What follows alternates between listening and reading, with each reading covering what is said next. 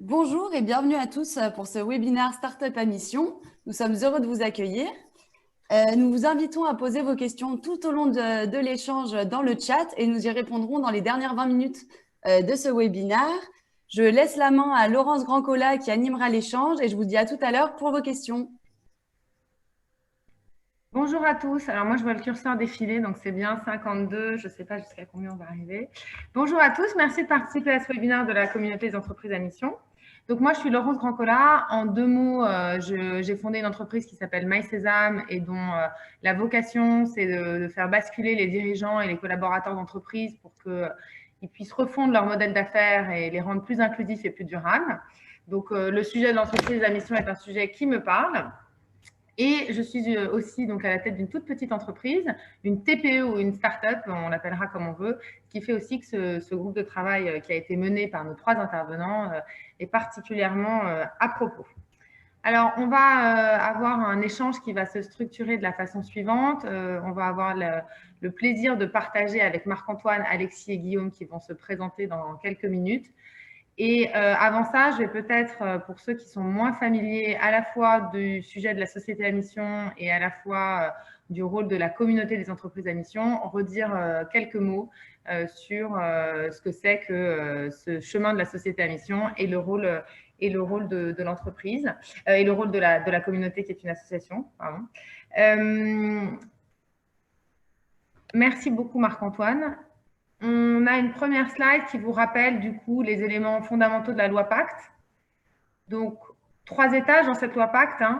Un premier étage qui est pour toutes les entreprises qui sont donc invitées à prendre en compte les enjeux sociétaux et environnementaux dans leur activité. Bon, prendre en compte, c'est pas forcément très incitatif et en même temps, c'est un moment un peu fondateur puisque c'est la première fois depuis 200 ans que le Code civil a été remanié pour intégrer la prise en compte des enjeux sociaux et environnementaux dans l'objet de l'entreprise. Donc ça, c'est le premier étage de la fusée, entre guillemets, dans ce qu'a apporté la loi Pacte sur le sujet de la mission. Le deuxième étage, il est pour les entreprises volontaires qui voudraient inscrire une raison d'être dans leur statut, mais une raison d'être qui serait non assortie d'engagement. Et nous, on va s'intéresser plutôt au troisième étage, qui est celui de la société à mission.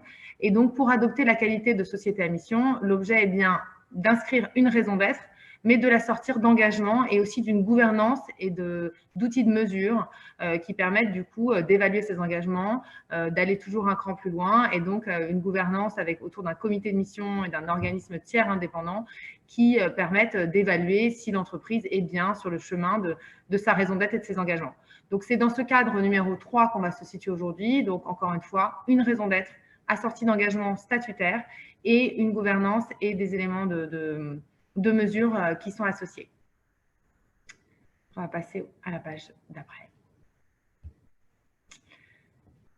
Ce que je vous disais donc sur les éléments clés de la société à mission, hein, une mission contributrice, le sujet c'est bien de définir une raison d'être et des engagements donc, qui sont des objectifs sociaux et environnementaux pour la société. Donc l'idée de la définition de la mission, c'est de se poser la question de quelle est la contribution de mon entreprise au monde, peut-être d'ailleurs qu'est-ce qui irait mieux dans le monde si mon entreprise n'existait pas et inversement qu'est-ce qui irait moins bien, ce qui permet du coup de définir ce cap de la mission, raison d'être plus engagement. La gouvernance protectrice, elle est là évidemment dans une mission, dans un rôle de challenge bienveillant des dirigeants, donc avec un comité de mission qui est distinct des organes sociaux existants et qui doit comporter au moins un salarié. Et sur ce sujet, notamment lié à la taille de l'entreprise, on y reviendra un peu plus précisément puisque les contraintes sur le comité de mission ne sont pas les mêmes pour les TPE et les startups et les PME qui sont le sujet de notre webinaire aujourd'hui par rapport à, par exemple, des grands groupes.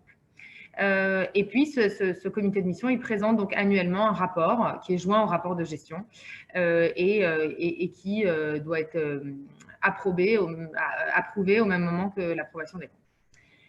Le dernier élément, c'est un dispositif d'évaluation. Alors aujourd'hui, avec encore un flou sur ce sujet-là, puisque il y a un organisme tiers indépendant qui doit vérifier tous les 2 ans l'exécution des objectifs. Donc l'articulation entre le comité de mission et l'organisme tiers indépendant est en train de se caler aujourd'hui. On est encore dans une loi qui est toute récente et toute fraîche, et donc avec encore une articulation bien claire à trouver entre ces 2 éléments de contrôle et de mesure. Et il y a une mention dans la loi disant que cette qualité, elle est révocable si l'une des conditions n'est pas respectée ou que l'avis de l'OTI conclut que les objectifs ne sont pas respectés. Voilà pour les grands fondamentaux de la société à mission. Je pense que ce qui est important à dire à ce stade, juste avant que je vous explique en 2 mots le rôle de la communauté qui organise ce webinaire, c'est juste de dire que le sujet de la société à mission, ce n'est pas un sujet de grande entreprise, ce n'est pas un sujet pour des boîtes du CAC 40. On a parlé de Danone parce que ça a été une des premières, la première entreprise du CAC 40 à devenir société à mission. Pour autant, et c'est ce qu'on constate au sein de la communauté, c'est un sujet dont les dirigeants de start-up et de PME ils se sont emparés du sujet probablement bien avant les autres et avec une mobilisation et un engagement qui est fort. Et donc, ce qui fait que ce webinaire est d'autant plus à propos, mais aussi voilà, que vous tous autour de la table, vous pouvez vous sentir concernés et engagés. Et la loi permet évidemment de s'adapter à des contraintes de taille plus petite, d'entreprises de taille plus petite. La communauté d'entreprises à mission, c'est quoi? Donc, j'ai bien bugué pour ceux qui étaient là au début, mais heureusement, il y avait que la moitié des gens. Ce n'est pas une entreprise, c'est une association. Et d'ailleurs, on a beaucoup travaillé avec un petit groupe d'engagés sur le rôle de cette association. Et c'était important que ce soit une association loi 1901 parce que son objectif, c'est vraiment de faire vivre, de promouvoir ce nouveau modèle d'entreprise, ce modèle de l'entreprise à mission qui est un cap et qui prend vie dans le cadre de la loi au travers de la société à mission. Et donc, l'association, elle fédère des entreprises de toute taille qui sont en chemin, qui sont parfois déjà sociétés à mission ou qui sont en cours de le devenir, mais aussi des personnes physiques qui veulent contribuer à ce grand mouvement. Ce qui est important, et c'est pour ça qu'on veut vous laisser la parole aussi sur la deuxième partie de ce webinaire, c'est que c'est vraiment une communauté, une association qui vise à être dans la contribution, dans le partage. Donc, on est à la communauté parce qu'on a envie d'apprendre, mais parce qu'on a aussi envie d'apporter. Et je pense que nos 3 intervenants vont très, très bien illustrer ça ce matin. Voilà pour ce que je pouvais vous dire pour la communauté. En 2 mots, donc du partage entre pairs, un enrichissement du modèle. Une des spécificités de la communauté, c'est aussi qu'elle travaille depuis l'origine avec des chercheurs, notamment des mines ParisTech, pour à la fois alimenter et enrichir le travail d'échange entre pairs, mais aussi lui donner un cran de hauteur supplémentaire et un esprit critique. Donc, on est vraiment dans la recherche d'une compréhension toujours plus fine de ce que ça veut dire et des implications de cette transformation du rôle de l'entreprise. Et puis, le 3e rôle, et c'est un peu l'objectif aussi d'un webinaire comme celui de ce matin, c'est de faire de la pédagogie, de faire connaître le modèle, de faire résonner en fait tout ça pour que le plus grand nombre s'en saisisse, puisque vous l'aurez compris, notre objectif à la communauté, c'est que le maximum d'entreprises se saisissent de cette opportunité qui est dans la loi Pacte pour se poser la question de leur contribution au monde, de leur raison d'être et des engagements qui vont avec. Voilà pour ce que je voulais vous partager un peu en cadrage. Maintenant, c'est bon, je vais pouvoir me reposer sur nos 3 intervenants qui vont du coup éclairer par leur témoignage et puis ce qu'eux ont vécu en tant qu'entrepreneurs, en tant que dirigeants sur ce chemin. Donc, ils vont se présenter chacun et ensuite, on ira dans des questions. Donc voilà, ça c'est moi. Très intéressante cette slide. Du coup, tu peux passer à la suivante. Du coup, on a nos 3 intervenants. Donc, Guillaume Desnaux, qui est cofondateur d'Alenvie, Marc-Antoine Gary, qui est cofondateur de Toguna et de Amazing Content, et Alexis Krisev, donc, qui est CEO de Gift for Change et de Hatch. Guillaume, je te laisse te présenter. Oui, bonjour à tous. Donc, Guillaume Desnaux, moi, je suis cofondateur d'Alenvie, qui est une entreprise sociale qui a 4 ans et demi à peu près. Notre raison d'être, c'est d'humaniser l'accompagnement des personnes qui ont besoin d'aide ou de soins en valorisant les professionnels et en réconciliant les enjeux humains et économiques du secteur. Donc, cette raison d'être a émergé face à un constat qui est le manque de valorisation des personnes qui accompagnent notamment les personnes âgées à domicile, puisqu'on dit partout qu'on veut prendre soin des personnes âgées, mais on prend assez peu soin des 500 000 personnes qui font ce job. Et donc, au service de cette raison d'être, on a développé 3 activités. Une première activité qui est un opérateur d'aide à domicile avec une centaine de salariés qui sont organisés en équipe autonome dans un cadre qui remet vraiment l'humain et responsabilise et donne de l'initiative à tous les auxiliaires de vie salariés. Un modèle d'équipe autonome inspiré de Buurtzorg, une entreprise aux Pays-Bas qui a révolutionné le soin infirmier. Une deuxième activité sous la marque Compagnie qui est de la formation aux professionnels de l'aide à domicile, parce qu'on s'est rendu compte que dans ce métier, il manquait beaucoup de formation, notamment sur la dimension humaine, dimension savoir-être de ces métiers. Et une troisième activité de plaidoyer où on milite pour la structuration d'un secteur du prendre soin qui permettent vraiment de valoriser sous tous ces aspects, à la fois financiers, mais également de représentation, de conventions collectives, de nom de métier, ces métiers du prendre soin qui sont tellement importants aujourd'hui. Merci beaucoup. Du coup, Marc-Antoine, je te passe la parole pour nous dire qui tu es et ce que Toguna et Amazing Content sont comme entreprise. Bonjour à tous, Marc-Antoine Guérig, moi j'ai 43 ans et 2 enfants. Je suis ingénieur de formation, j'ai fait 10 ans dans conseil et monté 8 boîtes. Toguna et Amazing Content ont été fondés à peu près au même moment, il y a 5 ans, 4-5 ans. Alors Toguna, c'est un opérateur de concertation à grande échelle. Concrètement, la concertation, c'est l'action pour plusieurs personnes de s'accorder en vue d'un projet commun. C'est ce qui se passe concrètement dans un atelier de travail. Et nous, on produit une technologie chez Toguna pour le faire à très grande échelle. Donc, par exemple, pour travailler sur des sujets de raison d'être dans des grands groupes, qui fait partie de nos missions classiques maintenant. Et la seconde, c'est Amazing Content qui aide les dirigeants d'entreprise à être présents et pertinents sur les réseaux sociaux avec une technologie et des formations. Donc voilà, c'est deux entreprises qui sont des outils au service du leadership pour transformer le monde vers mieux. Merci. Alexis, tu prends la main ? Oui, bonjour à toutes et à tous, ravi d'être là avec vous aujourd'hui. Donc, moi, je suis entrepreneur social depuis une vingtaine d'années maintenant, j'ai 42 ans, toujours occupé par la volonté de faire converger les enjeux stratégiques des entreprises et l'intérêt général. Donc, je l'ai fait à travers différentes aventures entrepreneuriales. Aujourd'hui, j'ai fondé et je m'occupe de 2 entreprises, l'une qui s'appelle Hatch, qui est un cabinet de conseil en stratégie RSE et en mesure d'impact et en accompagnement à la certification, notamment B-Corp, aussi à l'accompagnement de certaines démarches d'intégration de ces réflexions liées au développement durable à la stratégie des entreprises. Et ma deuxième société s'appelle Gifts for Change. Elle a 6 ans aujourd'hui. Elle a créé un concept qui s'appelle l'engagement par l'objet, c'est-à-dire qu'on permet aux entreprises de s'engager pour des grandes causes sociales, sociétales, environnementales et de contribuer à des projets philanthropiques par l'intermédiaire d'objets de communication, d'objets et d'accessoires éco-responsables, fabriqués en France dans une démarche d'éco-conception, fabriqués par des personnes en situation de handicap.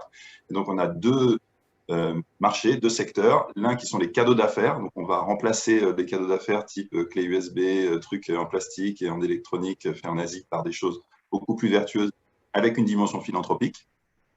Et on a une deuxième partie de notre activité qui s'adresse au retail. C'est-à-dire que là, nos objets sont distribués dans des réseaux de magasins et permettent à les gens d'acheter des bracelets, des tote bags, des objets éco-conçus et ainsi de contribuer à des grandes causes puisqu'une partie du prix de ces objets va à des projets associatifs. Super. Merci beaucoup pour votre présentation. Alors, c'est super parce que je vois que déjà, que ce soit dans le chat ou dans le questions et réponses, il y a déjà des gens qui commencent à se mobiliser sur des questions qui sont autour de mission native ou pas mission native, sur des questions autour de qu'est-ce que ça engage pour une petite entreprise en termes de process, d'outils, de coûts, sur des questions autour des financements des entreprises qui ont décidé d'inscrire une mission dans leur statut. Tout ça, c'est des éléments qu'on va essayer de couvrir et donc je vous les partage à nos 3 intervenants pour que vous puissiez essayer de les intégrer dans vos réponses. Et puis surtout, n'hésitez pas à en ajouter d'autres puisqu'on aura du temps à la fin. Donc, ma première question, pour le coup, est un peu à vous 3, mais je vais demander à Alexis de commencer à y répondre. C'est de savoir, en fait, c'est quoi les raisons qui poussent une petite entreprise, une start-up ou une PME, parce que finalement, on va se rendre compte qu'il y a beaucoup de similitudes, à devenir société à mission et à y aller. Alors moi, je vais témoigner de ce qu'on a fait avec Gifts for Change. Je dirais que pour nous, le fait d'avoir eu envie d'y aller, bon, ça c'est lié au fait qu'on est mission native, ce qu'on appelle, donc on est dans l'impact, on essaie d'appliquer à nous-mêmes ce qu'on essaie de promouvoir auprès des autres, donc d'être dans ces démarches de réflexion sur son rôle, son implication sociale, le bénéfice qu'on apporte à la société. Je dirais que pour nous, ça s'est passé à un moment où il y avait besoin de mener une réflexion un peu structurante. Et la première chose que je peux dire, c'est que cette réflexion, cette introspection, cette démarche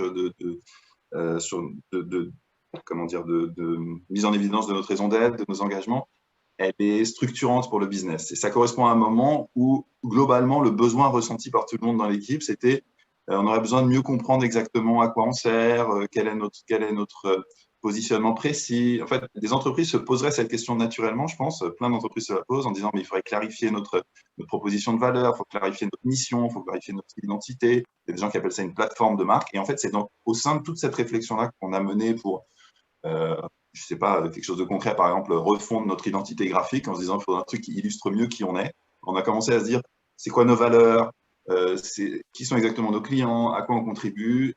Et donc, évidemment, assez naturellement, le pont avec la réflexion et la démarche de l'entreprise à mission était très naturel. Et donc, à ce moment-là, je me suis dit, intégrons cette démarche à ces réflexions dans leur ensemble. Donc, ce que je peux dire, en tout cas, comme raison première qui me vient, c'est que j'y ai vu une opportunité de clarification et d'alignement à la fois de l'interne, enfin d'abord de l'interne en fait, et ensuite de l'externe. Je peux témoigner que ça contribue vraiment à cette clarification une fois que c'est entrepris. Mais voilà, le premier objectif recherché pour nous, ça a été cet enjeu de clarification de notre proposition de valeur et de notre identité. Et voilà. Et donc finalement, c'était très lié en fait à des sujets business, aussi proposition de valeur, qui on est, et la plateforme de marque. Donc c'est parti d'un sujet assez pragmatique et opérationnel. Ouais, super. Du coup, peut-être qu'on peut, puisqu'on voit déjà une segmentation, alors l'idée ce n'est pas de mettre les gens dans des cases, hein, mais on voit déjà qu'il y a des gens qui sont effectivement nés autour d'un peu d'une mission et d'une vocation sociale, et tu t'es défini, Alexis, comme entrepreneur social dès la naissance finalement. Et puis on a un entrepreneur, notamment Marc-Antoine, qui est peut-être moins mission native, mais en tout cas qui a quand même eu envie de se poser la question de mettre son entreprise sur le chemin de la société à mission. Est-ce que toi, Marc-Antoine, tu peux nous raconter pourquoi tu as décidé d'y aller et comment ça s'est passé pour toi? Alors c'est vrai que c'est un peu différent quand on n'est pas mission native, comme vous le dites, puisque le quotidien ne permet pas de vivre l'expérience de l'impact sociétal, ou en tout cas la question est moins clairement posée au quotidien. En ce qui me concerne, sur les deux entreprises que j'ai cofondées,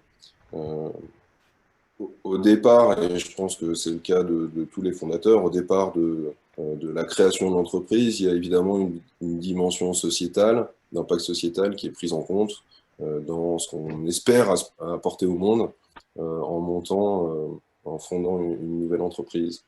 Et puis le quotidien provoque son travail d'érosion quotidien. Et on s'éloigne un peu de ses préoccupations parce qu'il faut faire vivre la boîte.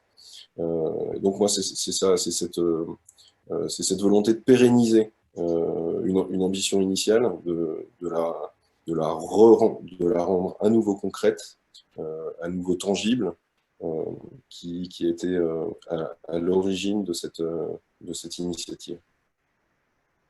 D'accord, donc un besoin de réalignement parce que le quotidien use et donc aussi ça permet d'utiliser ce levier de la mission comme un cap qui refait prendre de la hauteur face à un quotidien qui peut nous faire oublier un peu pourquoi on s'est créé initialement. C'est ça ? Effectivement, c'est bien dit. Merci, Laurence. Du coup, Guillaume, toi, si tu pouvais nous dire, parce qu'en plus, ça va faire écho à des questions qui viennent d'être posées dans le chat, les effets en fait, concrets, parce qu'il y en a plusieurs qui ont dit, mais à l'envie, qui connaissent peut-être un petit peu ton modèle, on sait que c'est déjà une société très engagée, qui est ESUS, etc. Pourquoi devenir société à mission? À quoi ça a servi? Et peut-être que tu peux l'illustrer un peu concrètement sur ce que ça a eu comme impact sur ton business model et par rapport à tes investisseurs et à ta levée de fonds. Ouais, bah, c'est vrai que nous, la raison d'être, elle n'était pas aussi bien formalisée au départ, mais elle est latente depuis le début.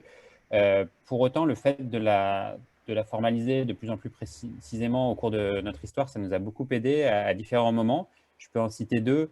Le premier moment, c'est la question assez stratégique de la diversification vers la formation. Parce qu'en fait, au bout de 2 ans et demi d'existence, on était une toute petite boîte. On s'est posé la question, est-ce qu'on va développer à côté une activité B2B de formation pour former en fait en plus des personnes qui sont techniquement nos concurrents, même si maintenant on les appelle plutôt confrères, mais en fait sont aussi concurrents sur des nouvelles manières, nouveaux modes de management, nouvelles manières de travailler en équipe, etc. Et en fait, cette question-là, d'un point de vue purement business, elle n'était pas forcément évidente parce que si vous prenez le manuel du bon entrepreneur, au bout de 2 ans, vous avez une activité, même si elle est encore petite, qui démarre, on va plutôt vous dire, bah, restez focus, atteignez une taille critique sur votre cœur de métier, et puis après, vous réfléchirez à la diversification. Et en fait, nous, on n'a pas fait ce choix-là, guidé vraiment par notre raison d'être, parce qu'on s'est rendu compte qu'avec la formation, on pouvait avoir un impact sur plein de structures. Hein. Il y en a 6000 en France, des structures d'aide à domicile. Et donc, ça nous a motivés au titre de la raison d'être, et on l'a fait. Donc, on a fait un choix qui est vraiment basé sur la cohérence par rapport à la raison d'être. Et un peu plus de 2 ans après, on ne le regrette pas parce que c'est aujourd'hui une grosse activité et un fort impact. Donc, on voit que parfois, la raison d'être peut amener à faire des choix structurants de manière différente d'un pur raisonnement économique. Et une autre étape où ça a été très important, c'est effectivement la levée de fonds, notamment notre dernière levée de fonds, où on a, dans notre pitch deck, il y avait notre raison d'être et nos engagements. Et dans les engagements, il y a des choses qui sont vraiment en tension, je dirais, par rapport à notre business model, notamment le fait d'être inclusif, donc d'avoir un pourcentage de bénéficiaires à faible ressource sur lesquels on applique un tarif social qui soit important et de plus en plus important au cours de notre développement, ce qui réduit mécaniquement la marge. Et ça, on a affiché la couleur, voilà, à la fois dans les chiffres et dans les engagements qui étaient écrits. Et c'est quelque chose qui, du coup, est clair pour les investisseurs. Et donc, la discussion, s'il y a des comités avec les investisseurs, enfin, il y a des comités avec les investisseurs régulièrement, mais les discussions vont être différentes et ils ne vont pas être fondés à dire abandonnez vos engagements sociaux pour faire de la marge, parce que finalement, c'était dans le deal dès le départ, c'était statutaire, c'était écrit. Et pour répondre à la question une des questions qui est posée, de dire est-ce qu'il y a des investisseurs qui sont friands de ce type de démarche? Parce qu'on peut se dire, bah, si vous commencez à mettre entre guillemets des choses statutaires qui potentiellement vont à l'encontre de l'intérêt de la génération de rentabilité, et notamment de valeur actionnariale, les investisseurs ne vont pas aimer. Mais nous, la réalité, c'est qu'au contraire, notre investisseur de référence, Fitrust, pour ne pas les nommer, c'est un fonds à impact. Et au contraire, eux, ils nous challengent en permanence sur le fait qu'on augmente le nombre de bénéficiaires à faible ressource parce que c'est vraiment un signe que notre projet est inclusif et pas réservé aux happy few. Et eux-mêmes sont d'ailleurs en train de devenir société à mission. Donc, oui, il y a des investisseurs qui recherchent en fait des impacts clairs extra-financiers et qui sont intéressés par le fait qu'il y ait des engagements clairs dans les statuts des entreprises, dans les business models, pour arriver à ces fins, parce qu'ils voient trop souvent peut-être parfois des projets qui ont des belles intentions, mais qui sont obligés de les revoir en cours de route parce que voilà, ils changent pour améliorer leur business model, mais en perdant parfois de vue l'ambition d'impact initial. Super, merci. Du coup, on comprend que, je reviens pour ceux qui n'étaient pas là dans l'intro, sur qu'est-ce qu'il y a derrière la société à mission. Donc, il y a la mission qui est la raison d'être et des engagements, et puis il y a cette gouvernance protectrice. Et je pense que là, Guillaume, tu as bien illustré en quoi cela protégeait en fait la vocation de contribution sociale, sociétale ou environnementale de l'entreprise dans le quotidien, comme disait Marc-Antoine, mais aussi vis-à-vis des investisseurs. Et ça permet finalement de filtrer et de choisir aussi les investisseurs qui nous ressemblent et qui peuvent du coup au mieux soutenir notre double vocation de création de valeur économique et de création de valeur sociale, sociétale ou environnementale. Donc ça, c'est juste parce que la personne qui posait qui posait la question sur les investisseurs demande est-ce qu'il y en a d'autres que Fitrust? Oui, évidemment, j'en ai cité un parce que je trouve que c'est sympa aussi de citer quand on a la chance d'avoir des actionnaires engagés, mais il y en a plein aujourd'hui, il y a plein d'investisseurs à impact qui sont très intéressés par les sociétés à mission et qui valorisent ces démarches. Il faut globalement frapper à la porte des fonds d'impact, et même il y a même des fonds qui ne sont pas des fonds d'impact officiellement, mais qui valorisent énormément ces démarches-là. Et on pourra vous les citer, peut-être on va vous mettre quelques noms dans le chat pour compléter. Et Guillaume est d'une réactivité, il intervient, il répond au chat, tout ça, oui, c'est un webinaire agile. On sent bien qu'on est PME Startup. Voilà. Alors, il y a d'autres questions qui ont émergé sur concrètement comment on y va, les outils, les KPI, ce qui vous avez mis. Tout ça, on va y répondre un peu plus concrètement. Là, l'idée, c'était de partir un peu du why de devenir société à mission, de dire à quoi ça sert, effectivement, Guillaume l'a illustré dans les décisions stratégiques. Moi, j'aimerais bien aussi, peut-être que tu illustres, avant qu'on passe la parole à Alexis, juste Guillaume, dans des sujets plus opérationnels, parce que je crois que c'est un cap stratégique, mais c'est aussi un cap opérationnel, ce sujet de la raison d'être des engagements, et notamment les engagements sur ta démarche, notamment de marketing. Est-ce que tu peux nous dire comment ça a influencé tes décisions au quotidien?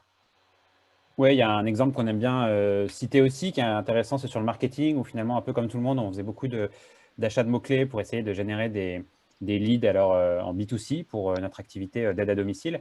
Et en fait, c'était compliqué. On se rendait compte qu'on avait du mal à… Il fallait faire plein de calculs pour voir ce qui était rentable ou pas, et on se perdait un peu dans ces calculs. Et un jour, on a pris du recul et en fait, on s'est dit, est-ce que finalement… payer des milliers d'euros à Google tous les mois pour dire en quelques caractères que notre entreprise est meilleure que les autres, sans rien dire sur finalement notre vision du métier, notre vision de l'accompagnement des personnes âgées. Est-ce que ça rentre dans notre raison d'être? On s'est dit, bah, pas terrible. Et par contre, on s'est posé la question, faire du marketing basé sur le contenu, où on laisse les auxiliaires de vie s'exprimer justement sur la manière dont ils vivent le métier. On essaie de raconter quelque chose en cohérence avec notre raison d'être. On s'est dit, bah, ça nous parle bien parce que c'est, même si ça marche pas complètement, parce qu'on sait qu'il y a toujours la moitié d'un budget marketing qui ne marche pas, mais on ne sait jamais laquelle. Et ben, même si ça ne marche pas complètement, au moins, ça sera au service de notre raison d'être. Et donc, ça nous a amené à complètement switcher vers du content marketing. Et ce qui est intéressant, c'est que le fait de faire ça, ça n'a pas forcément généré de lead B2C, mais en fait, ça a plutôt été un accélérateur pour le développement justement de l'activité de formation que je décrivais tout à l'heure. Donc, c'est aussi moi, ça m'a fait réaliser que parfois, les choix guidés par la cohérence, qui sont peut-être un peu plus cerveau droit, intuition que purement cartésien, en fait, produisent des super effets, parce que c'est aujourd'hui un gros driver de notre activité B2B, mais pas forcément anticipable, cause-conséquence. Donc voilà, c'est aussi une invitation parfois à se dire, finalement, je suis en train d'optimiser plein de KPI, mais par rapport à la cohérence, est-ce que je peux prendre les décisions autrement, parfois plus rapidement, et avec des conséquences, en tout cas chez nous, qui sont géniales et très productrices d'impact et aussi de business. Merci. Du coup, Alexis, toi, est-ce que tu as des choses à ajouter sur ce que ça a pu t'apporter au quotidien? Ouais, déjà, je voudrais réagir sur ce que disait Guillaume et compléter en disant que nous aussi, ça me faisait réfléchir à ce que tu disais, et on a aussi un fonds d'impact parmi nos investisseurs qui est INCO, et on a aussi des actionnaires individuels qui sont réunis dans une holding et qui sont devenus actionnaires chez nous via une plateforme de crowdfunding qui s'appelle WeSeed. Et c'est vrai que j'ai mis en place un comité stratégique avec mes actionnaires, comme on fait souvent. On se réunit 4 fois par an. Et un de ces comités, j'ai mis à l'ordre du jour la réflexion sur nos démarches d'impact. Et ça a été l'essentiel de nos discussions ce jour-là. Il n'y en a que 4 par an. On pourrait se dire c'est un peu étonnant. Pour certains d'entre eux, c'était étonnant parce qu'ils n'étaient pas habitués à ce qu'on passe ça dans leur comité stratégique avec les autres entreprises. Et je dois dire que voilà, quand j'ai présenté ma volonté d'avancer sur la démarche d'entreprise à mission, ça a été hyper bien accueilli, ça a même été voté et encouragé par ces actionnaires. Et en t'écoutant, je réfléchis et je me dis, puisqu'on est là pour parler un peu des startups, je me dis, si j'avais amené ce sujet aujourd'hui en plein Covid, en pleine crise, alors que je vais redemander de l'argent, etc., on m'aurait peut-être dit, c'est pas le meilleur moment pour en parler. Et donc, finalement, sur une des questions qu'on a là dans notre ensemble, qui est est-ce que c'est normal de le faire tôt quand on est une startup? Est-ce qu'il vaut mieux le faire plus tard? Est-ce que c'est pour les grosses boîtes, pour les petites boîtes? Finalement, pour moi, de l'avoir fait très tôt après l'arrivée de nos actionnaires et de l'avoir fait assez naturellement dans notre premier comité, je trouve que c'était une bonne pratique parce que ça a été un moment d'échange où on pouvait se projeter. On était en train de se demander la stratégie, regarder à long terme, c'est quoi? Et du coup, parler à ce moment-là de raison d'être et d'engagement, c'était super naturel. Et donc, voilà. Et ça a été hyper bien accueilli par les actionnaires, en effet, qui avaient, pour certains d'entre eux, demandé qu'on mette dans le pacte d'associés des objectifs d'impact déjà. Ensuite, pour répondre à ta question, Laurence, plus concrètement, parmi les choses que ça change au quotidien ou que ça apporte, je l'ai déjà dit, ça a clarifié énormément notre positionnement et l'expression de notre proposition de valeur. Donc ça permet d'aligner tout le monde, en fait. Ça permet c'est bête, hein, mais plutôt que de faire des phrases à rallonge, de me dire de manière un peu confuse, ça rend explicite l'implicite, en fait. C'est comme ça que je le dirais. C'est-à-dire qu'on sait tous qu'on est là réunis pour un projet à impact, on sait tous qu'on est motivé par un truc en commun, qu'on a des valeurs en commun, mais le fait de mettre des mots dessus et que tout le monde connaisse un peu la même phrase et que sur notre site internet, on ait désormais notre raison d'être, nos engagements, c'est vachement plus facile pour partager et pour donner un cap commun. Donc, ça clarifie énormément, ça permet de formaliser cet impact, de communiquer à nos parties prenantes, nos salariés, nos actionnaires et puis nos clients. Ça influence aussi la priorisation de nos chantiers, effectivement, un peu comme le disait Guillaume, même si je n'ai pas en tête des choix aussi radicaux que ce que tu as décrit, où c'est vraiment en raison de notre raison d'être qu'on a fait un choix plutôt qu'un autre. Mais en tout cas, on a défini nos engagements, on a décidé de les mettre dans un certain ordre. Donc, on se posait souvent la question, nous, on est un projet où la mission ou l'engagement social ou l'impact est moins facile à résumer que dans l'exemple que tu as, Guillaume, où tu décris très bien que l'ambition, c'est d'humaniser l'accompagnement des personnes vulnérables. Nous, c'est un peu multi-impact, quoi. C'est un peu un de ces projets où on cherche d'être hyper éco-conçu, d'avoir des produits hyper vertueux d'un point de vue environnemental, d'aussi d'avoir une démarche où nos objets sont fabriqués dans des ESAT par des personnes en situation de handicap. Donc ça aussi, c'est un bénéfice. Après, on essaie de relocaliser une économie qui habituellement est à 90% fabriquée en Asie. Donc on dit qu'on amène des débouchés à des industries françaises qui en ont besoin. Ensuite, évidemment, au cœur de notre projet, il y a le fait de lever des fonds pour des projets associatifs, puisqu'avec chacun de nos objets, une partie du prix va à des associations. Et les associations ont grandement besoin de financement en ce moment, plus que jamais.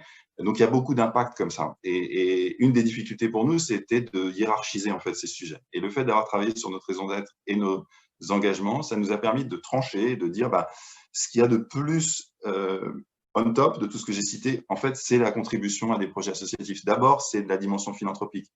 Et ça, on le fait en étant le plus exemplaire dans la manière dont on fabrique nos objets. Enfin, ça met de l'ordre en fait dans les idées et ça permet d'aligner tout le monde. Et puis enfin, j'ai pris un autre exemple. Ça permet, par exemple, de faire des séminaires d'équipe plus motivants, comme on a fait récemment. On a eu un séminaire annuel, comme on a. Enfin, voilà. On a commencé la matinée par aller ramasser des déchets sur la Seine et on a halluciné sur les quantités de plastique qu'on a ramassées sur nos kayaks en une matinée, quoi. Et après, quand j'ai fait la présentation encore une fois en plein Covid, donc dans une situation pas hyper facile à toute l'équipe, j'ai commencé par rappeler notre raison d'être, nos engagements, pourquoi on fait ce qu'on fait et pourquoi ça a du sens et pourquoi, même si en ce moment c'est un peu difficile, ça va repartir d'autant plus fort après et qu'on a toute raison de croire à notre projet. Le fait de m'appuyer sur ce qu'on avait fait comme travail sur raison d'être et engagement, c'était hyper vertueux et c'est beaucoup plus clair et ça permet de ne pas douter sur ces fondamentaux en fait. Ça permet d'être posé et donc c'est beaucoup plus facile de se réaligner autour de ça. C'est un des exemples de bénéfices concrets que je vois. Super, merci. Il y a une question effectivement qu'on aurait pu aborder dans l'intro et je veux bien que vous preniez une seconde chacun pour rappeler un peu la taille de votre entreprise. Ça aidera les gens aussi à se situer, soit en termes de nombre de staff, soit en termes de chiffre d'affaires comme vous voulez. Peut-être Alexis et puis Guillaume, et après je te passe la parole, Marc-Antoine, sur la question suivante. Ouais, nous on est 12 ou 13 aujourd'hui. On a dépassé l'année dernière le million d'euros de chiffre d'affaires assez largement. Et voilà, on est encore une jeune et petite entreprise, mais en forte croissance. Merci. Guillaume, tu peux donner 90 salariés auxiliaires de vie et 25 salariés au siège d'activité d'accompagnement des auxiliaires de vie et de formation. Ok, super. Marc-Antoine, et du coup, Marc-Antoine, en même temps que tu nous donnes les éléments un peu pour situer la taille de ton entreprise, si tu peux nous dire si selon toi, il y a un bon moment, donc Alexis a commencé un peu à l'évoquer en disant est-ce qu'il fallait le faire tôt, pas tôt, pour toi qui est pas dans cette catégorie, disons, mission native, en tout cas, tu t'es pas construit au démarrage autour de cette mission de façon très formalisée, est-ce qu'il y a un bon moment pour définir une raison d'être et les engagements? Et puis, du coup, la taille de ton entreprise, enfin, de Toguna. En mute. Merci. Merci. Les deux entreprises Amazing Content et Toguna font une dizaine de personnes et 1 million de chiffre d'affaires à peu près. Est-ce qu'il y a un bon moment, hein, c'est ça la question. Est-ce qu'il y a un bon moment pour... c'est une bonne question. Je pense que c'est jamais trop tôt. Je pense que c'est jamais trop tôt pour toutes les raisons qui ont été brillamment expliquées par Guillaume et Alexis, c'est-à-dire que les bénéfices sont extrêmement nombreux. Effectivement, en charge mentale et en capacité de décision, en capacité de décision stratégique, en réalignement avec, et puis ça met une barrière aussi à l'entrée à un certain nombre de problèmes qui deviennent structurels après. Que Guillaume a évoqué. Est-ce qu'il y a un bon moment? c'est vrai que c'est plus délicat quand on n'est pas mission native parce que la première quête, c'est celle du fameux market fit, du product market fit, qui occupe 100% de l'énergie des forces en présence et qui demande une agilité exploratoire quand on ne l'a pas tout de suite. Et donc, il y a cette difficulté qui est de se dire, si je définis ma raison d'être précisément, ça va m'handicaper pour pouvoir explorer des nouvelles modalités dans mon business model ou voilà, entre mon produit et mon marché. Cependant, je pense que il est toujours bénéfique de s'interroger avec les fondateurs et les collaborateurs sur la colonne vertébrale du projet. Et donc, le cadre de l'entreprise à mission, c'est-à-dire les livrables, la perspective qu'elle donne, permet de structurer ce travail de manière un peu différente de celle classique de la startup by the book, qui ne considère que l'aspect marché financier, et qui donne une très grande sérénité quand on avancera. Donc on passe du 80% de je suis dans le gris et j'ai des décisions à prendre complexes au quotidien parce que se présentent à moi des situations dans lesquelles mon éthique ou ce que je pensais faire de la boîte est mis et devient flou. Et donc il faut que je retravaille là-dessus au 20-80. Et donc voilà, il y a 80% des décisions qui deviennent plus simples à prendre parce qu'on a fait le boulot. Super. Et tu précisais aussi dans notre travail de préparation qu'il y avait aussi un enjeu de timing par rapport au moment où on est encore aux manettes.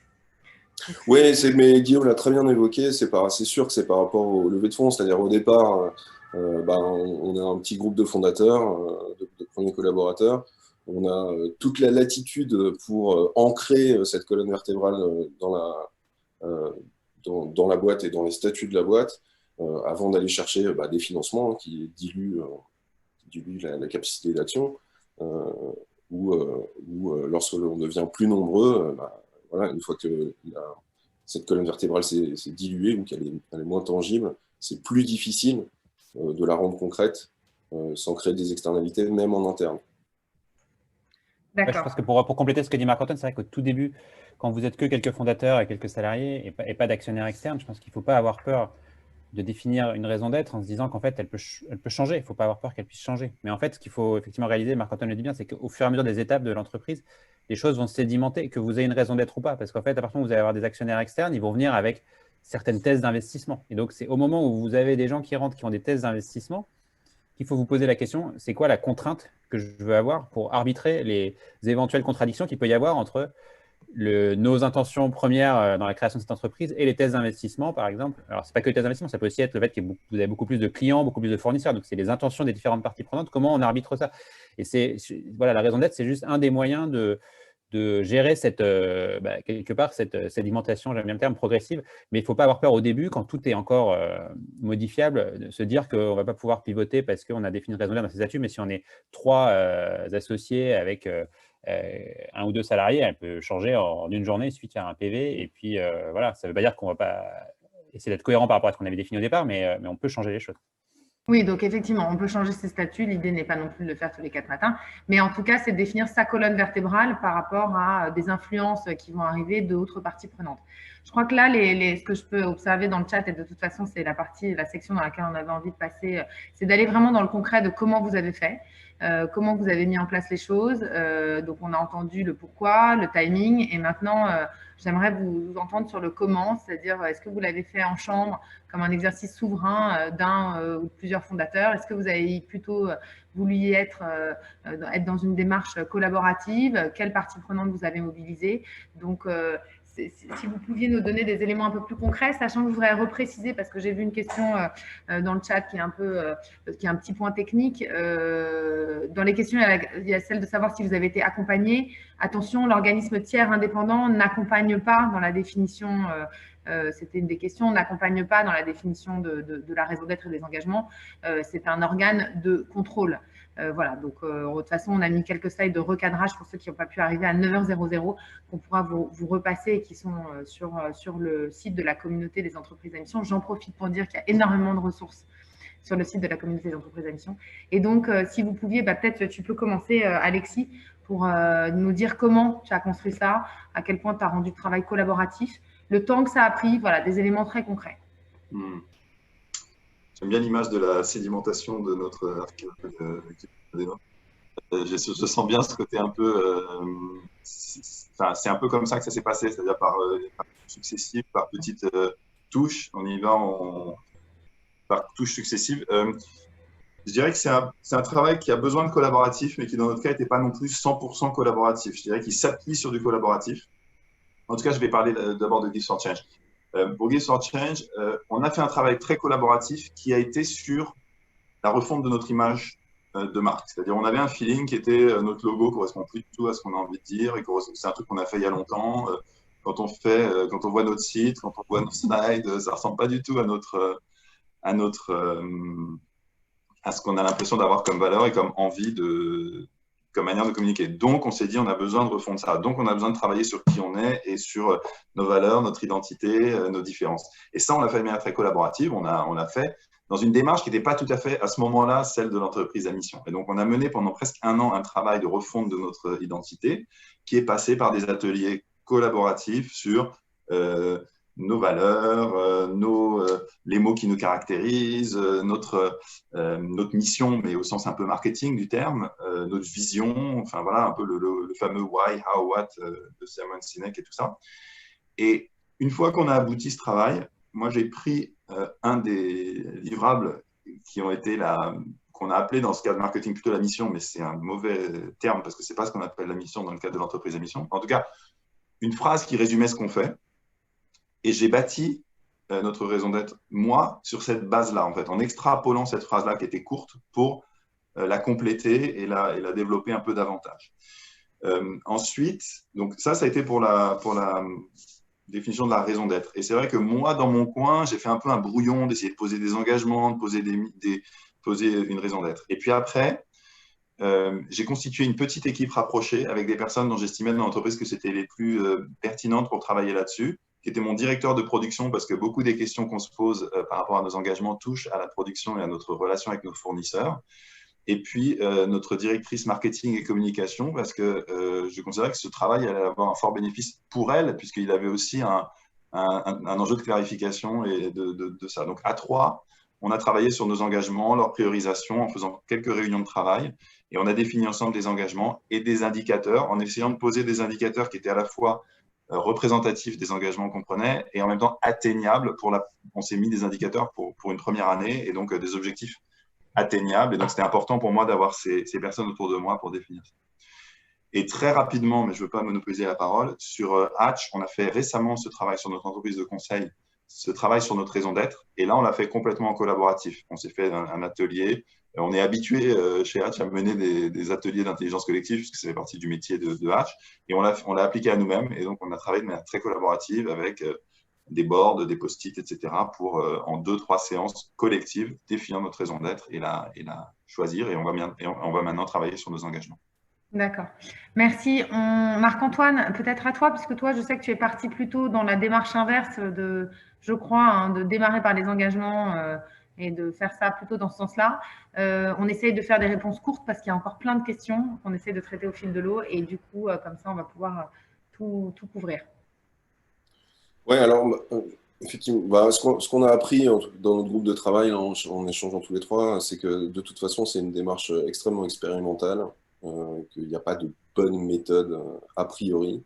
On peut voir d'ailleurs sur des entreprises qui sont déjà entreprises à mission, qui ont suivi différents parcours. En ce qui me concerne, sur les 2 boîtes, on a fait le trajet inverse, un trajet opposé, c'est-à-dire sur l'une d'entre elles, on a travaillé de manière collective sur la raison d'être et on a échoué dans un premier temps. Mais cependant, il nous apparaissait clairement qu'il y avait certains engagements qui pouvaient être pris et qui illustrait ce qui restait de l'ordre de l'implicite, ce qu'on n'a pas réussi à caractériser. Mais en tout cas, ces exemples, en tout cas ces tests, que sont les engagements, c'est-à-dire des choses qu'on ne veut pas faire et qu'on ne fera pas, ou au contraire des choses qu'on veut faire et qu'on veut faire absolument, étaient beaucoup plus faciles, plus concrets à mettre en œuvre et même à appréhender pour le collectif à ce moment-là. Et donc sur Amazing Content, c'est ce qu'on a fait, comme par exemple une règle, on a déterminé une règle pour choisir les clients avec lesquels on travaille. Comment on fait pour choisir un client avec lequel on travaille, etc. Voilà, sur l'autre. Ceci dit, je pense que de manière assez universelle, dans ce chemin, ça passe quand même par une introspection des fondateurs, voilà, c'est avant tout d'abord un travail personnel des fondateurs pour savoir, pour déterminer la géométrie de leur éthique, tout simplement, hein, de ce qu'ils ont envie de proposer au monde, avant de faire un travail collectif ou un travail soit par les engagements, soit par la raison d'être, qui me semble être un préalable important. Je ne sais pas si, Guillaume, tu veux réagir là-dessus. Alors peut-être que Guillaume, je vais le faire réagir juste sur, pardon, excuse-moi Guillaume, sur les sujets du comité de mission. Parce que je vois qu'il y a beaucoup de débats dans le chat sur le rôle des OTI et qu'il n'y a pas beaucoup de choses justement sur le comité de mission. Je vais juste me permettre d'apporter un tout petit éclairage complémentaire parce que nous aussi, on a fait ce chemin en tant que MySésame et on a de façon très concrète, nous, ça nous a pris 1 an alors qu'on est Mission Native, donc c'est pour dire et c'est aussi pour… voilà, partager le fait que la puissance de cette démarche, elle est aussi liée à son exigence. Et donc, après, chacun y met le curseur qu'il veut y mettre. Il ne faut pas non plus avoir peur en disant « Oh là là, je vais pas passer 1 an à réfléchir à ma raison d'être et mes engagements. » Et en même temps, nous, comme l'ont dit les intervenants, ça a été… Et c'est tous les jours un cadre stratégique et un arbitrage de décisions qui se font beaucoup plus facilement. Mais ça nous a pris 1 an en itération à la fois interne, donc avec l'équipe et en collaboratif. Évidemment, il y a une posture un peu d'introspection du fondateur ou des fondateurs. Mais nous, on a mobilisé aussi un comité de parties prenantes externes déjà dans l'itération sur la raison d'être et les engagements. Donc, on a été chercher ce qui aujourd'hui va être notre comité de mission, mais c'était un comité qu'on a appelé partie prenante externe, dans lequel on a mis 2 clients, dans lequel on a mis un académique, dans lequel on a mis un potentiel concurrent ou comme disait Guillaume, un confrère. Voilà, et on a essayé de mettre autour de nous ces gens-là pour qu'ils nous challengent, parce qu'en fait, à un moment, à se regarder aussi le nombril, on en oublie un élément hyper important de tout ce sujet que je n'ai pas mentionné en intro, et donc je le fais maintenant, qui est le sujet de la singularité. Et il y a plein de gens qui disent, c'est quoi les KPIs clés? Là, je vois dans le chat pour être une bonne société à mission. Il n'y a pas de KPIs clés, c'est un exercice éminemment singulier. C'est la raison d'être de Toguna, celle de Give for Change ou d'Alenvi, elle est unique par cette combinaison entre une raison d'être et des engagements qui en font que ça doit être éminemment singulier. Et donc, il n'y a pas de bons KPIs. Il y a les KPIs de Toguna qui ne seront jamais les mêmes que ceux d'Alexis ou de Guillaume. Donc, je pense que ça, c'est super important. Et c'est important aussi de mobiliser des gens qui vous connaissent. Donc, nous, encore une fois, ces actionnaires, ces clients, ces académiques, ils nous connaissaient bien et ils nous ont aussi permis de nous challenger pour dire, OK, mais votre contribution au monde, en quoi elle est singulière?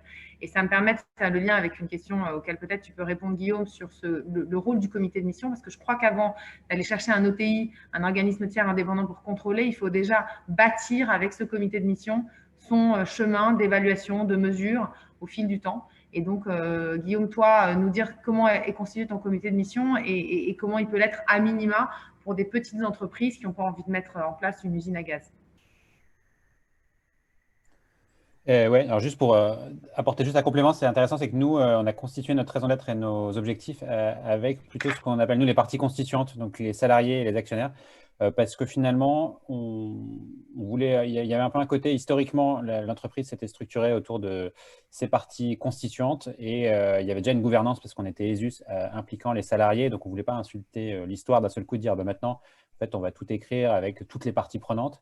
Et aussi parce que je pense qu'on a la conviction que les parties constituantes ont un engagement qui est quand même de nature très forte et différente peut-être dans l'entreprise et qui ont un rôle particulier dans cette définition.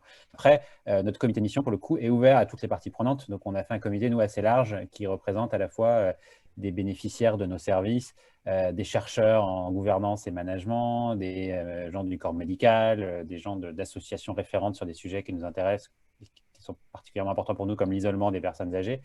Voilà, nous, on a fait le choix d'un panel assez large Ce qu'il faut, parce qu'on a envie aussi d'y mettre de l'énergie et qu'on pense que c'est vraiment un élément important pour notre succès. Maintenant, il y a également possibilité, vous le savez sans doute pour certains, d'être référent, d'avoir uniquement dans une petite entreprise un référent mission en interne. Donc, je pense que ça peut être une solution si vous avez peur que la constitution d'un comité de mission vous crée plein de travail et qu'à ce stade de développement de votre entreprise, vous estimez que ça va plus être chronophage et pas productif. Donc ça, c'est important. Voilà. Je pense que devenir société à mission ne veut pas dire se mettre forcément des charges qu'on ne souhaite pas sur la gouvernance. Il faut que ça vienne au moment où vous sentez que ça va vous être utile d'avoir ce comité de mission. Et voilà. Et après, l'exercice du comité de mission, honnêtement, j'aurais du mal à faire une analyse parce que je l'ai réuni qu'une fois pour l'instant. On va le réunir à nouveau et voilà. Et c'est un exercice à inventer sur lequel on aura l'occasion, je pense, de faire encore plein de webinaires parce qu'il y a plein de choses à inventer sur la manière de gérer les relations entre les entreprises et les comités de mission. Et je pense que c'est important ce que dit Guillaume, et c'est ce que vous pouvez retrouver dans le livrable du groupe de travail qu'ont piloté donc Marc-Antoine, Alexis et Guillaume. On est aujourd'hui encore dans une phase d'expérimentation de ce que c'est que la société à mission, de ses implications, de comment on la gouverne demain.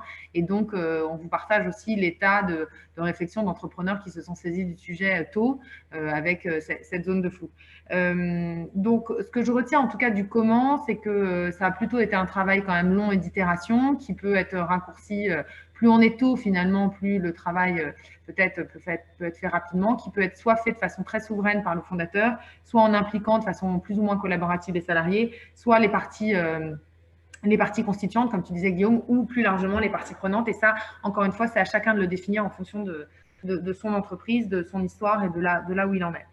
On avait une question qui est peut-être encore une question un peu concrète et opérationnelle avant que je vous pose un peu une dernière question qui est pour moi importante et que vous avez sur laquelle vous avez beaucoup ping-pongé pendant votre groupe de travail. Peut-être un dernier élément, Marc-Antoine, sur selon toi, quel message tu pourrais passer à un dirigeant de PME ou de petite start-up sur le rythme, les moyens que ça demande d'aller sur ce chemin-là?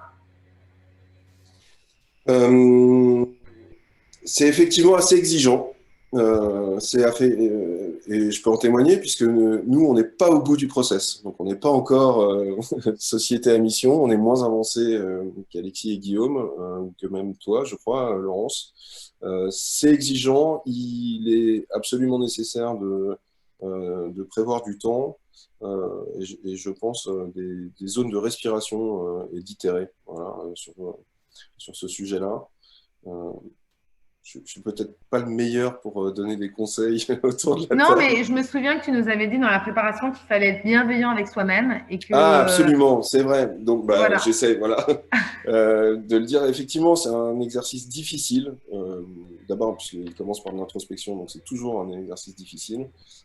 C'est particulièrement difficile quand on n'est pas sur des business mission native, quand on n'est pas encore au product market fit, ou quand on est en très très forte croissance, ou quand on est en période de Covid, c'est difficile et en même temps, il y a tellement de bénéfices a posteriori que ça vaut le coup de mettre cette énergie. Voilà, c'est un investissement qui est rentable d'un point de vue du fondateur. Voilà. Et alors, on n'a pas parlé, de toutes les externalités en termes de posture au monde, c'est-à-dire de lisibilité de ce qu'on fait, comment le marché vous appréhende, etc. C'est également des bénéfices très importants. Donc, exigeant, mais très puissant parce que, évidemment, dans la manière dont ça nous positionne par rapport au monde, pour garder sa colonne vertébrale par rapport à ses investisseurs, pour engager ses équipes, cap stratégique et cap opérationnel dans les décisions de tous les jours. Donc, c'est effectivement lourd, peut-être un peu engageant au départ, voilà, mais ça vaut vraiment le coup. Il y a des questions un peu opérationnelles et là, je vois une question qui a émergé sur existe-t-il des craintes de la part des dirigeants par rapport à la mise en cause de leurs responsabilités. Et je pense que du coup, ça fait référence aussi à la question du contrôle et du fait d'inscrire des choses dans ce statut et du potentiel de perte de cette qualité de société à mission. Est-ce qu'il y en a, Guillaume, je vois que tu as... Vas-y, je te laisse. Oui, non, mais ce qu'il faut savoir, c'est que la qualité de société à mission, elle est inspirée à la base, en tout cas, elle est dans la même lignée que des statuts qui ont été créés aux États-Unis, où là-bas, le problème était inverse, c'est-à-dire que vous aviez des dirigeants qui se faisaient attaquer parce qu'ils avaient des actions pour avoir des externalités positives, voire philanthropiques, et que leurs actionnaires étaient en mesure de les attaquer juridiquement parce qu'ils n'étaient pas juste des agents au service des actionnaires pour générer de la valeur actionnariale. Donc, la question, oui, être dirigeant d'une entreprise, c'est avoir de la responsabilité. La question, c'est quelle responsabilité vous voulez avoir? Est-ce que vous voulez avoir la responsabilité de générer du profit pour les gens qui financent votre entreprise, ou est-ce que vous voulez avoir uniquement cette responsabilité-là, ou est-ce que vous voulez avoir une responsabilité plus large qui consiste aussi à avoir des externalités positives? Et donc, oui, ça va vous mettre certaines responsabilités. Enfin, voilà, c'est ma première réponse. C'est-à-dire, de toute façon, vous avez des responsabilités, mais après, à vous de les choisir. Et je préfère avoir la responsabilité parce que je trouve que c'est plus intéressant de vivre avec ça et de se lever le matin avec cette motivation, d'avoir des externalités positives, tout en évidemment en ayant un business model à faire marcher, que d'avoir juste la responsabilité de générer de la valeur actionnariale. Merci beaucoup. Et donc, peut-être une dernière question que je voulais vous poser, c'est est-ce que d'un point de vue stratégique, pour vous, il y a un risque que cette raison d'être et les engagements qui y sont associés et qui sont au-delà de la responsabilité du dirigeant, ça vous enferme en fait dans votre capacité d'agilité et d'innovation quand on est une boîte, une start-up qui pivote, qui va aller chercher des marchés différents, notamment dans un environnement qui est le nôtre, qui est un monde extrêmement incertain et donc où l'agilité devient non plus une qualité mais un élément de survie. Comment vous voyez ça? Le risque d'enfermement de… Ouais, vas-y, Alexis. Je vais dire un mot parce que c'est vrai que dans nos débats internes dans notre groupe de travail, j'ai pu témoigner parfois de ce genre pas d'inquiétude, mais en tout cas de questionnement. C'est vrai que dans mon cas, en tout cas chez Give for Change, on a assez longtemps cherché ce fameux product market fit ou ce modèle qui était un vrai modèle de développement pour nous. On savait à quoi on avait envie de contribuer, ce qu'on avait envie de bien faire. Mais comme plein de startups, on a pivoté au début plutôt B2C, après plus B2B, après B2B2C, en cherchant un peu le meilleur levier de croissance. Et c'est vrai que j'aurais été en fait assez en mal de définir la raison d'être, ou en tout cas, si je l'avais définie il y a 2-3 ans, ou 3-4 ans, elle n'aurait pas eu la même expression qu'aujourd'hui. Et donc, dans notre groupe de travail, on a un peu eu ce débat de certains qui pensaient que la raison d'être, quelles que soient les évolutions du projet, était quelque chose de structurant, donc vraiment une espèce de colonne vertébrale, et d'autres comme moi qui disaient plutôt, mais si on peut s'autoriser à se dire que rien n'est grave, si elle doit changer, elle peut changer, si on reste fidèle à ses valeurs, ça ouvre quand même une forme de… Enfin, ça ouvre à la possibilité de se dire on peut le faire dès le départ, quitte à devoir y retoucher. Et si je peux ajouter un mot juste sur le point pour avoir une note un tout petit peu plus optimiste, moi quand je vous entends dire c'est hyper lourd, hyper contraignant, hyper exigeant, j'ai quand même envie un peu de relativiser ça, parce que, et en particulier pour les jeunes entreprises ou pour les startups qu'on est, je trouve pas ça plus dur, contraignant, exigeant que plein d'autres projets qu'on doit mener. Pour avoir accompagné des entreprises dans des démarches de certification qui prennent 1 an et demi, qui sont hyper lourdes, hyper chiantes, il faut aller chercher des milliards de documents, structurer des trucs et tout. Je trouve justement quand même qu'une des vertus de cette démarche, c'est qu'elle est un peu plus légère que d'autres démarches beaucoup plus austères, et elle est beaucoup moins austère aussi. Et donc, elle est beaucoup plus immédiatement, on perçoit beaucoup plus immédiatement les bénéfices de cette démarche parce qu'elle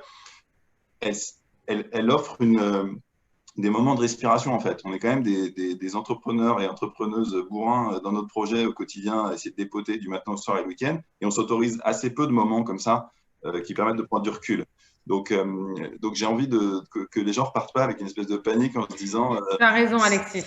Voilà. Donc moi, je trouve que c'est moins exigeant que d'autres choses qu'on a dû faire. Effectivement, pas austère parce que c'est singulier, ça offre des respirations. Et je pense que plus que lourd, ce qu'on voulait dire, c'est que pour que ce soit puissant, ça doit être engageant. On arrive à la fin. Du coup, on n'a pas du tout respecté ce qu'on avait dit. Genre, il y aura 20 minutes de questions à la fin. On a posé des questions au fil de l'eau. Et on a du coup quelques éléments à vous partager pour retrouver effectivement le livrable. Et je te laisse, si tu veux, Anatolie, conclure. Moi, je voudrais remercier beaucoup nos 3 intervenants qui, encore une fois, se sont mis sur ce chemin de façon expérimentale, ont travaillé avec un livrable en open source pour vous partager l'état de leur réflexion.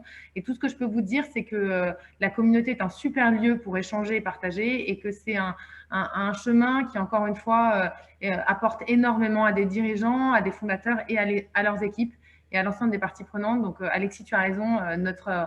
reco, c'est d'y aller, ne pas cacher le niveau d'exigence que ça demande, et en même temps de vous dire que c'est super, super puissant. Anatolie, ouais, vas-y. Juste un mini mot, c'est que je pense qu'on a beaucoup parlé de l'intérêt ou pas de la société à mission pour les entrepreneurs et les entreprises. Moi, une des premières questions, à mon avis, à se poser aussi, c'est que je pense que c'est avant tout un acte citoyen aujourd'hui de devenir société à mission ou de rejoindre d'autres mouvements engagés comme Bicorp. Hein, on n'est pas non plus peut-être l'exclusive, mais il me semble que c'est vraiment la question qu'on se pose. Aujourd'hui, on dit partout, les consommateurs votent avec leur carte bleue en faisant les choix. Les entrepreneurs votent aussi. Je veux dire, on a un moment où il faut que les entreprises contribuent à trouver des solutions à tous les problèmes qu'on ne va pas énumérer ici. Et je pense qu'avant de se poser même la question, enfin nous, c'est un peu comme ça qu'on réfléchit à l'envie, de se poser la question, est-ce que c'est bien pour mon entreprise? Est-ce que c'est bien pour le monde? Voilà. Voilà. Appel à la responsabilité. Merci Guillaume. Anatolie. Et d'un point de vue... non, Marc-Antoine, il veut dire je vais rebondir sur ce que vient de dire Guillaume, parce que c'est vrai que d'un point de vue historique, si on regarde toutes les grandes professions, tous les grands corps professionnels qui ont un impact important sur la société, que ce soit les architectes, les juristes, les médecins, les organes de droit, sont tous munis d'une éthique et d'un ordre, d'un serment, autrement dit, d'une façon d'exprimer au monde que vous avez une certaine colonne vertébrale. Alors nous, la profession de créateur d'entreprise est une jeune profession au sens historique, mais c'est peut-être le moment pour cette profession de se doter de ce type de dispositif, et la communauté des entreprises, en tout cas l'entreprise à mission, va dans ce sens-là. Je pense que c'est un progrès et que ça ne reviendra pas en arrière. Merci à tous les trois. Les éléments pratiques pour retrouver le replay, Anatolie, du coup. Remercie donc à tous les quatre, à tous les spectateurs également. Si nous n'avons pas répondu à vos questions, je vous invite à les envoyer à communauté@entrepriseamission.org qui s'affiche à votre écran. De plus, le livrable du groupe de travail sera disponible sur le site. Très prochainement, nous vous enverrons un mail pour vous en informer avec le lien. Donc voilà, merci beaucoup à tous et à très bientôt. Merci. Merci. Bonne journée. Au revoir, merci à tous. Salut les amis. Au revoir.